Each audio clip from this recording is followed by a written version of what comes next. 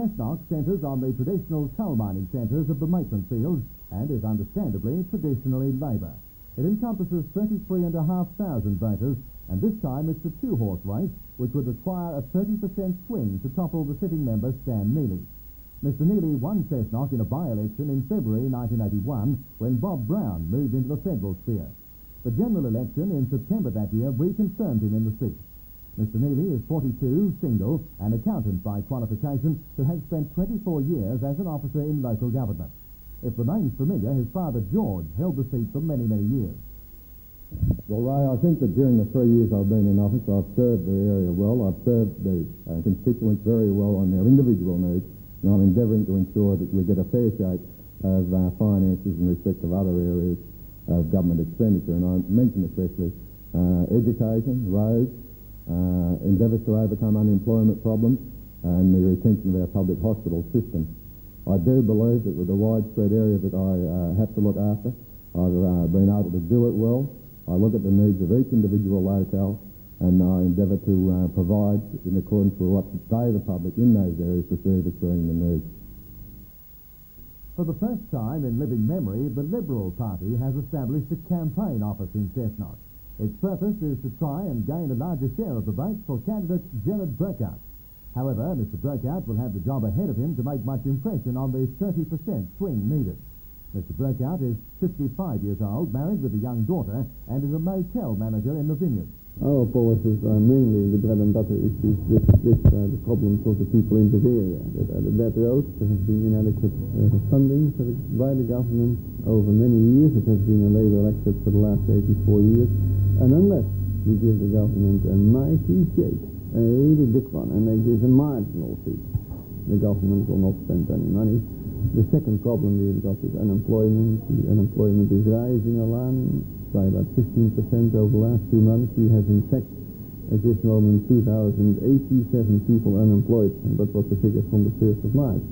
Now once we have got the roads fixed up, and we have got living within 3 hours drive from here, 4 million people, we can encourage additional tourist industry.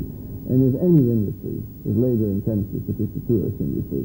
But we must have the good roads first. Then the third part we've got is the security. I mean, we are highly understaffed in the police because there's no problem. Again, the government doesn't have to put any more police on, for the simple reason the people vote Labour anyhow.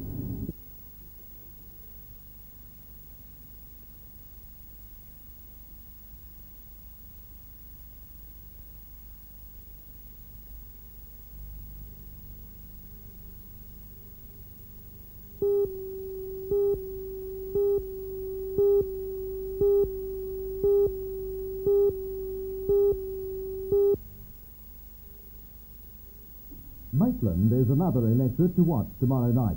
Maitland, of course, covers the city of Maitland and its environs, with the other major population centre being Raymond Terrace. It's another three-cornered contest between Labour, Liberal and the Nationals.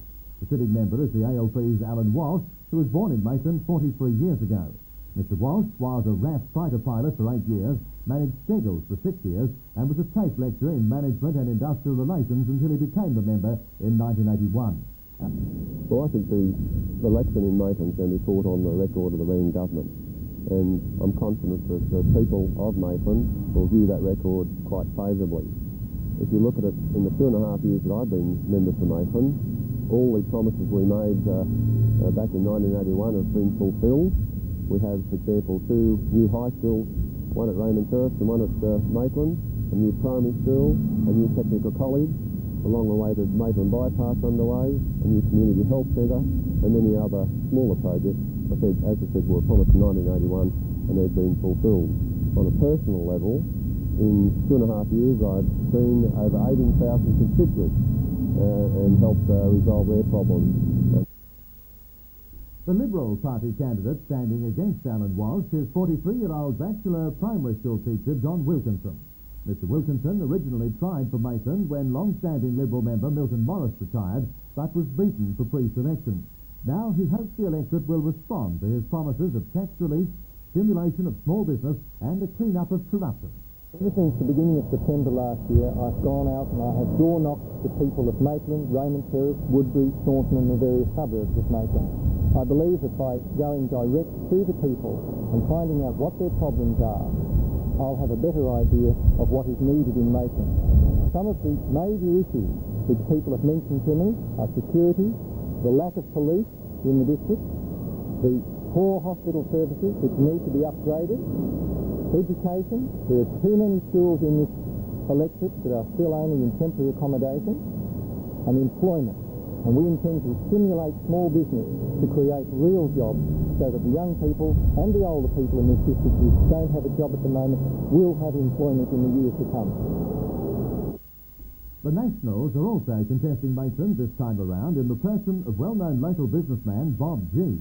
Mr. G has had a varied career. He was a teacher both here and overseas, and later became Trade Commissioner in Peking and San Francisco at different times.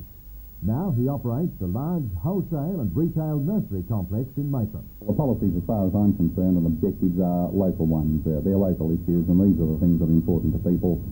Job creation schemes are important. The unemployment rate here is around about 17% for the youth, and the coalition parties do have policies to counter that. I believe roads are very important, and the upgrading of roads and a master plan is envisaged by the coalition parties.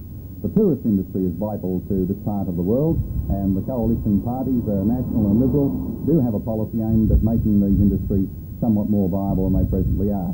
Other local issues concern the sale yards, for instance, the construction of a swimming pool, the construction of a senior citizen centre. These are all dear to the hearts of most of the people living in the area, and these are issues on which I have spoken about at great length on many occasions. Our last electorate for scrutiny tonight is Upper Hunter, a huge area running from Greeter to beyond Werris Creek. Its 34,500 voters will decide whether to return long-standing member Colin Fisher or give the seat to ALP candidate Colleen Green. A swing to Labor of 6.5% would be needed to unseat 61-year-old Mr Fisher, who has held it since 1970. When the coalition was in government, Colin Fisher was the Minister for Local Government and Lands and Forests, and has held shadow portfolios since 1976. Mr Fisher grew up in the Seaham area and now has a dairy and beef property at Jerry's Plains. He sees the real issues as rail freight and education. The electorate has developed enormously, both in coal resources and also in the development of electricity generation. I've been able to play a tremendous part in that development, making sure that the towns have all their basic needs of water and sewerage services, that the schools and hospitals and other infrastructure within the electorate have been able to keep up with that development. And it is important, I think, that not only do you have a person with that experience, but also I think it's important that the policies of the Liberal National Party, which we believe will give greater impetus to provide more jobs, to give assistance to small business and other areas, particularly in education, there'll be a change of direction there. And I think those are things which the Rand government has not done in Upper Hunter, which we believe we can do and can do better. Trying to unseat Colin Fisher is Labor's Colleen Green. Mrs Green is a 48-year-old grandmother from Corindai who's been on the local Shire Council for 13 years and is Deputy President. Mrs Green is a trained nurse but is employed as a laboratory assistant at the Corindai High School. Colleen Green believes in a balanced development for the mining industry, commerce and primary production, roads and conservation. Well, the Upper Hunter has everything going for it. I think it runs right through the spectrum of mining, heavy industry, farming, dairying, horse breeding, you name it, the Upper Hunter's got it. And it's my sort of country. It's a get-up-and-go country, and I'm an action sort of a person. I think I can contribute quite a bit to it. Last year I completed a degree in political science at Armidale. I've had 14 years in local government. I think I've served my apprenticeship and I'd like to contribute to the Upper Hunter. I hope Upper Hunter contributes to me next Saturday on the 24th of the election. I feel that the Labor government has poured over 800 million into the Hunter, and people tend at the moment with all these rash opposition promises flying about to forget that. Labor has supported the Hunter, and I think with my help it could support it a lot more.